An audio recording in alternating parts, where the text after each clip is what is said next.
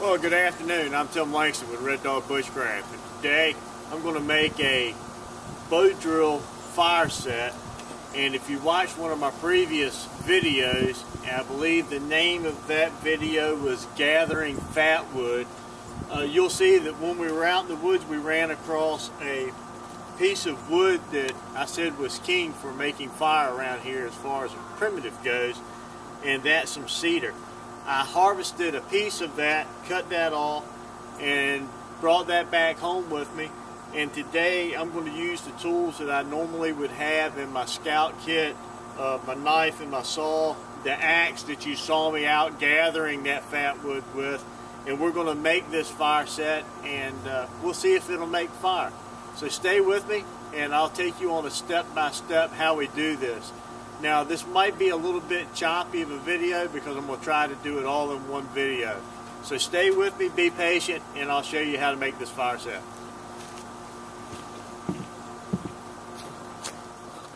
Okay, first thing I'm going to do is I'm going to take this piece of red cedar that I broke off and chopped, and I'm going to try to split it down and get me a board, whatever width it works out, but about as thick as my thumb.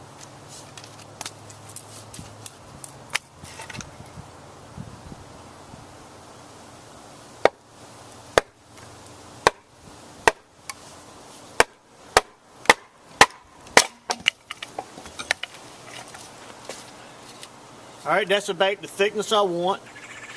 You see that compared to my thumb. And now I'll split me off another piece to use as my drill.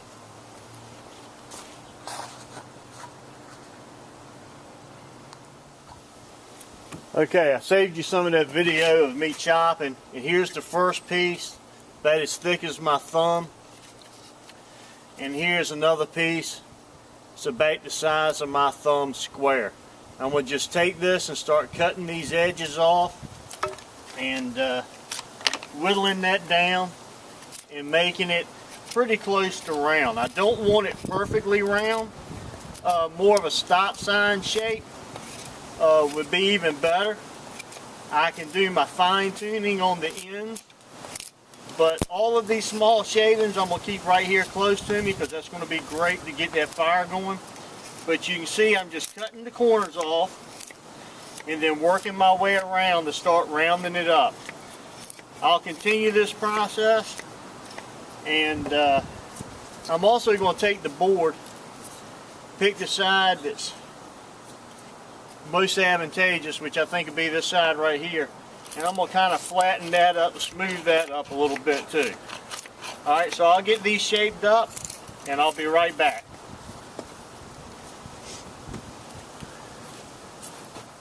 Okay, as you can see, I've gotten this cleaned up. I've got all of that barky looking stuff and the outer weathered part off the outside edges, and I've picked me a side that I'm going to use to start my fire. So I'll come in here once again about my thumb's distance away, and I'll put my divot right here, and I'll do that by simply placing my thumb on the width of that board, and I know that's about how big the hole's going to be.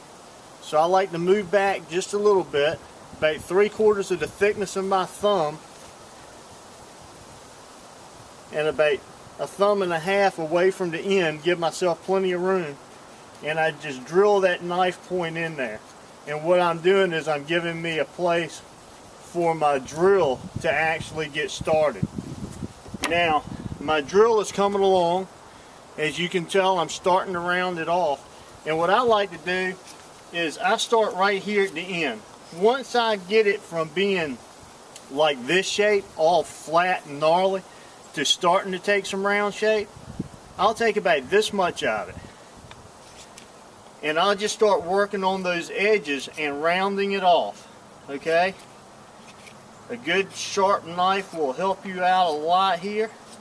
Being careful and deliberate on your cuts, cutting the square sides, and the idea is not to make this too small.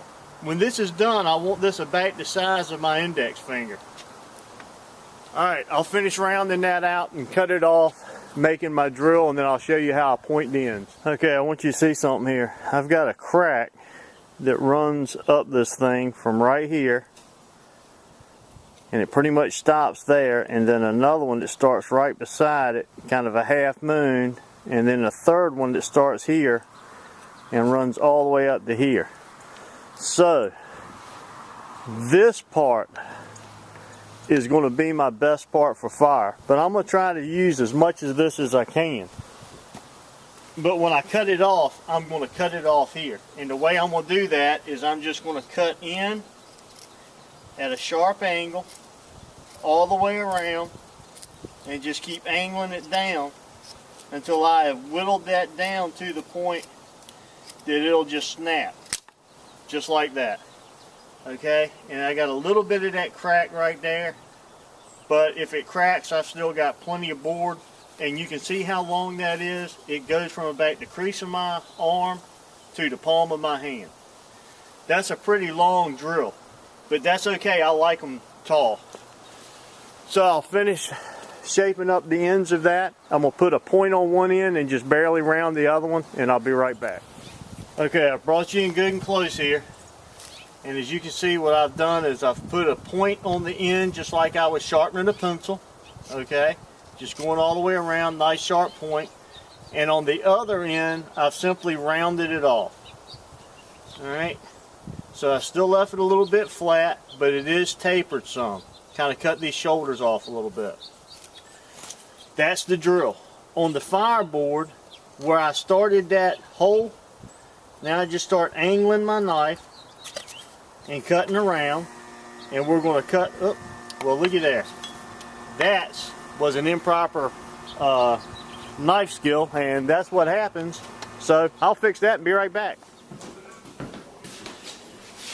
Well, several hours and several stitches later, we'll continue this project with just a little lesson learned. Here's the board that we were beginning to carve our notch on, and as you saw, I was holding my knife and I was beginning to carve this divot out, and you saw the wrong way to do that. The reason I was out there at that stump is because the proper way to do that is once you have bored your hole in, you're supposed to take your knife and turn it to the side and then turn your board on a flat surface, even if it's the ground.